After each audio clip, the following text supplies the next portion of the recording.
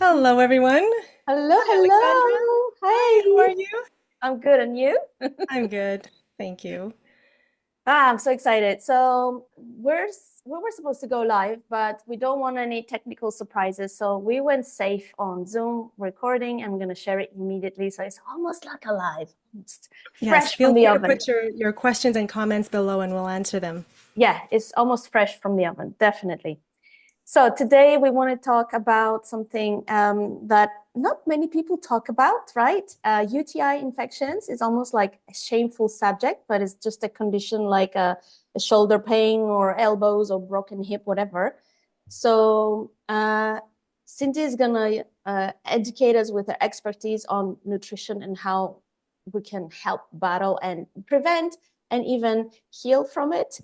And then I'm going to talk the technical body anatomy issues with the pelvic floor muscles down there and what aggravate it and how we can prevent these UTIs. UTI is a urine um, Urinary tract infection. tract infection. That's right. Thank you.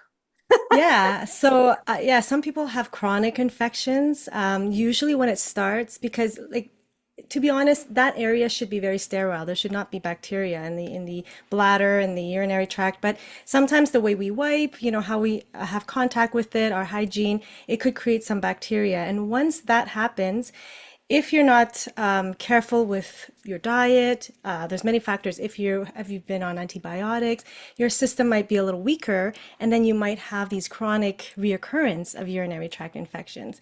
So one main thing I would say is try to cut out sugar for a period of time to really lower the bacteria, the yeast in the body, the candida in the body, and alcohol, of course.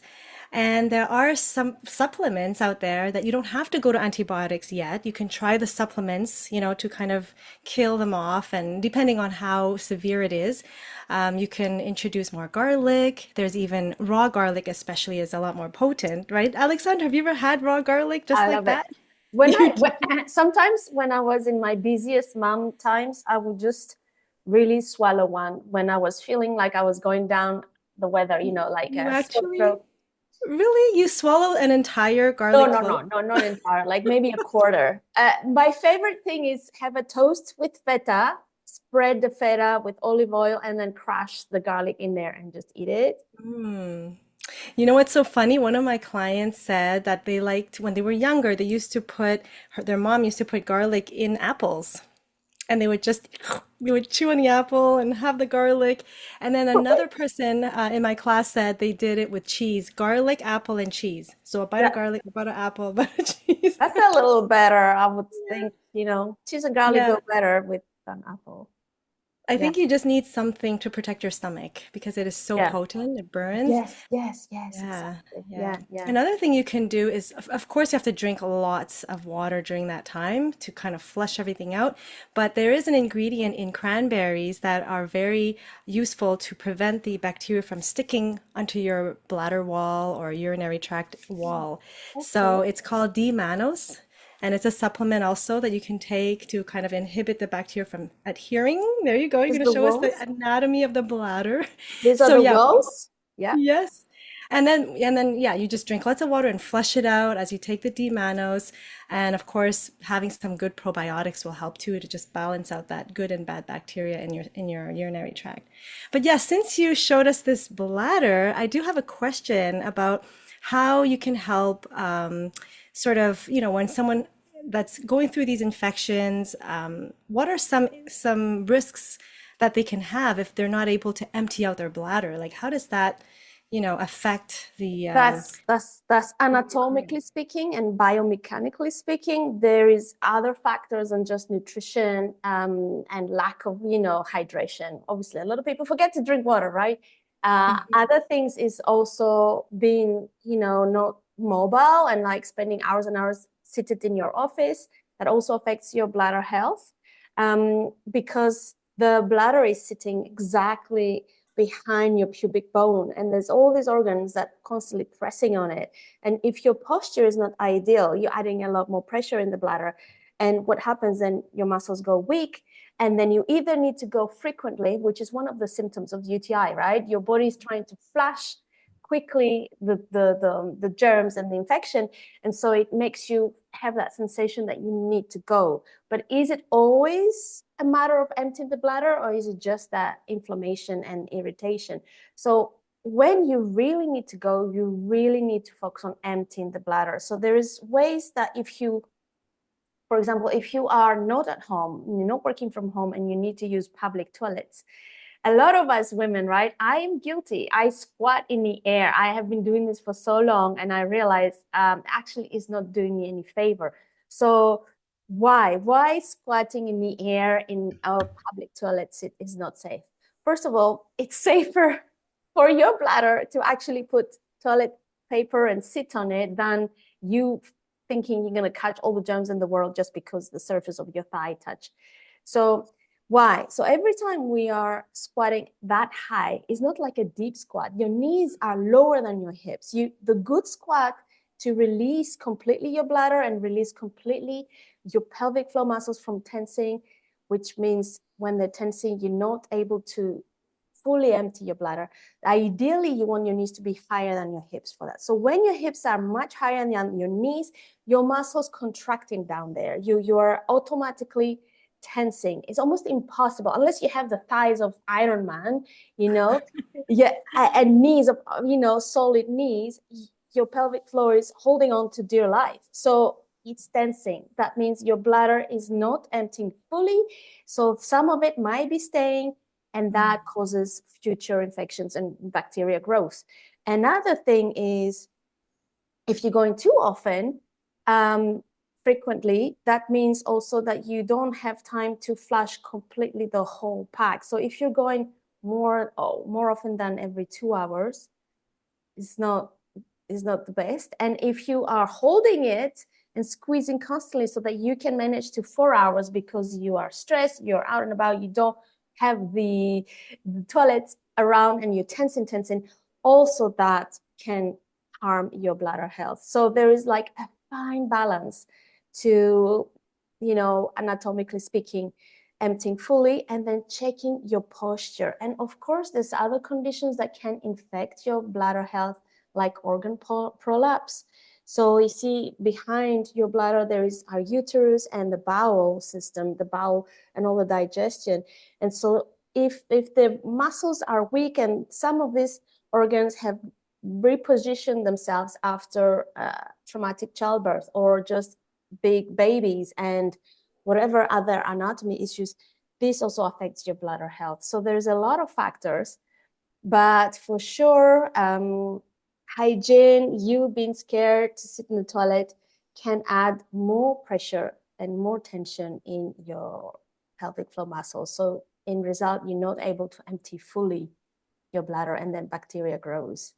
Is that answering your question, Cindy? Yeah, that does help. How to lower the risk of the reoccurrence by the Yeah. posture, by not having to contract so much on top of the toilet seat. Is there any harm that's done if you want to hold your urine for a longer period of time? Some people say, it's not good for your bladder. Is it true, or is it just the pelvic floor muscles that are being harmed? It's both, actually. It's both. So if you are constantly tensing, which we were talking about earlier, so it's like you are holding a tight fist for the whole day. Okay, you wake up, you're squeezing your fist all day long, and at night you're like, oh, I can't do it anymore, and your hand is just like jello. It's like you have zero energy to even hold a knife and cut, because you are tensing the whole time. It's the same with your pelvic floor muscles. If you are under stress and you're constantly tensing down there, because stress factors, life factors tend to do that. We don't even realize it. You not having access to the toilet and really doing your kegels or whatever you think you're doing, you're actually putting more pressure into that section. And it's better to have healthy bladder habits. It's better to go frequently than delaying it. I believe that it's better to go as often as you can than holding it and causing more harm. Does That that? sounds that sounds right. I mean, Yeah. I think you should just go with your body, right? Your natural Yeah. instincts. When it feels natural, that's when it's time to go. But does it operate the same way as, let's say, the gut muscles? You know how like there's peristalsis, which is the muscle for your colon. When you feel the urge to have a bowel movement, You need to if you go. suppress that, if you don't go and you suppress it, it gets a bit lazier. But Yeah. does that happen with the bladder muscles too, or the bladder environment too? No, no, bladder never gets lazier. It only is the pelvic floor muscles that get weaker. So the longer you prolong, the longer you hold, the longer you squeeze in, like I said with the hand, the longer you're holding tight not to pee, the more weak your muscles are going to get there. And then you start having the accidents. And then you start peeing when you sneeze. That's what this happens because you were putting more tension than necessary down there. So eventually the muscles go weak. Yeah, that's good information. Yeah, Yeah. good to, because oftentimes when we think of squatting, like I often think that it's like when you do the chair pose against the wall, you're Yeah. strengthening the muscle. So you're thinking that if I'm contracting more, if I'm holding on to it, if I'm squatting in that position, I'm actually strengthening it. But it's the opposite because you're doing too much contraction and you're not allowing the urine to be emptied properly, and then you're tiring out those muscles. So I guess it's very important to learn how to relax, how to fully extend the muscles, just like we would with stretching our muscles and our Yeah. arms and our legs. Exactly. And we talk about that in module 5, right? Cozy Pilates. We talk about how important it is to really relax the deep pelvic floor muscles and really have, like in yoga, you can just totally relax with the open, is it butterfly? I call it the open bridge elevator. So this is the exercise I love the most, to be aware when you're tensing and when you're relaxing. And I love that metaphor with the elevator doors. So yeah, that's 100% very necessary exercise. It takes like 5-10 minutes max Mhm. to do. Yeah. And I wanted to ask you about the cranberry. So I love Thanksgiving meals and Christmas, and I love to buy the frozen raw cranberries. The way they come in the fresh bag, there's not even a brand. It's just like Yes. loofah delivered. Oh, So those are great. I make it last as long as I can. I just cook it raw with a little bit of maple syrup and water and just let it, shimmer. So does this have any therapeutic nutrients? Does it help with UTIs? Absolutely. Absolutely. Yeah. Yes. Yes. Use that. It's an antibacterial properties. It has vitamin C, which is also really great for your immune health. Yeah. So definitely do it that way. That's wonderful. I mean, for those of you who feel like there may be too much sugar, if you really need to be very careful with that, you Yeah. can look at supplements like cranberry extracts or just the pure D mannose extract supplements. That could also help with a good probiotic. Yeah. So yeah, yeah, that's wonderful though. If you get For it sure. naturally, you can Yeah, yeah, extract it that because way. all the cranberry juice I have been looking for, they have so much sugar because, there's tangy, sour, the fruit is very sour. So you just like really want to people tend to put a lot of sugar to make it, balance, but actually you want that sourness, That's right? That's tartness, that sourness. Yes, that. that's the active ingredient, that bitter tart taste. Yeah, And yeah, you could look for unsweetened cranberry juice, although it's harder to find in regular stores. It's very more hard. in health food stores they may have for like I think the latest one that I've seen was about it's over $10 for a jar, but Yeah, like it's the pure crazy. thing, Yeah, it doesn't have any Yeah. sugar added.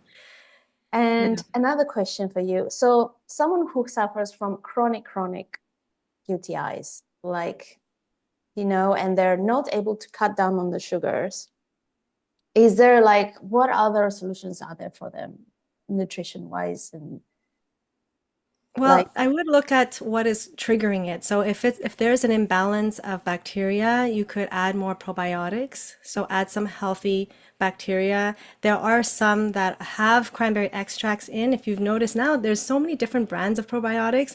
There's brands for yeast infections, yeah. there's prostate health, there's mental health, there's, all sorts, even Ooh, weight loss, probiotics for weight loss.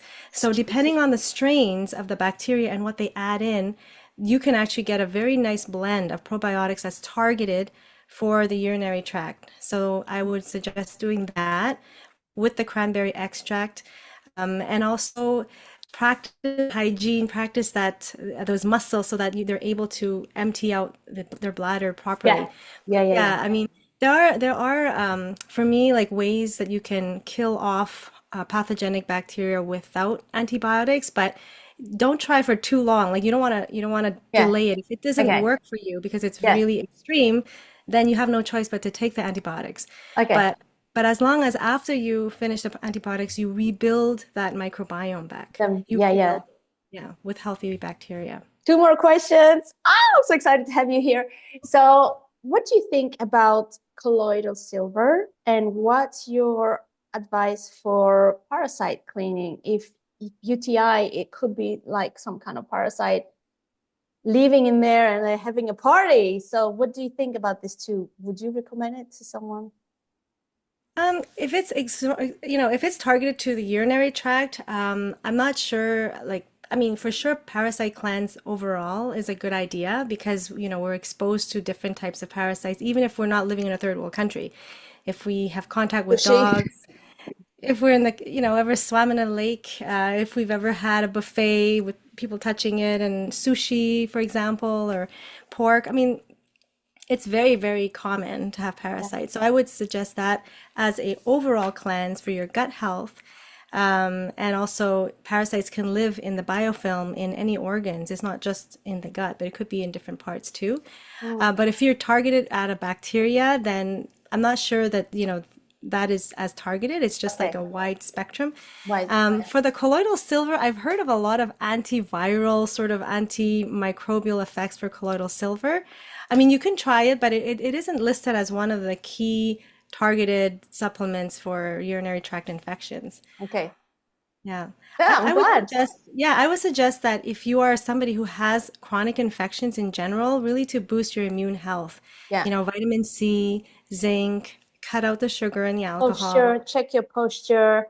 Yes. Like I was explaining earlier to Cindy, like if you are tending to have a out anterior tilt, the you see where the bladder is, you're pressing on it from all directions. Your pubic bone is pressing on it, then all the other organs are pressing on it, your spine, your gut, everything. And if you are the other way around as well, is like going down and getting disconnected from the protection shield of the pubic bone. So you really need to have like that nice, perfect structure, head, ribs, hips, so that your bladder doesn't have so much extra pressure Yeah, on top of I fighting agree. infection, right? So yeah. Yep. That's great. Yeah, those are wonderful tips. Yeah, Cindy, we nailed it. Thank And you so much. That was really so great. And it's so probiotics. nice. Sorry, go ahead. Do you want to recap your suggestions? Sure. If you're someone who has recurring UTIs and you want to lower those recurrence or prevent them from happening, you can cut out sugar and alcohol for a period of time to lower the amount of candida and yeast growth in the body. Definitely take a good probiotic. Get something that has cranberry extract, D-mannose, maybe add some more raw garlic into your day. And Yeah, vitamin C is great. Vitamin C, amazing. And also keep hydration going. Keep it yeah. flowing, keep it Flush, flushing. flush, flush. Yeah, yeah. Yes.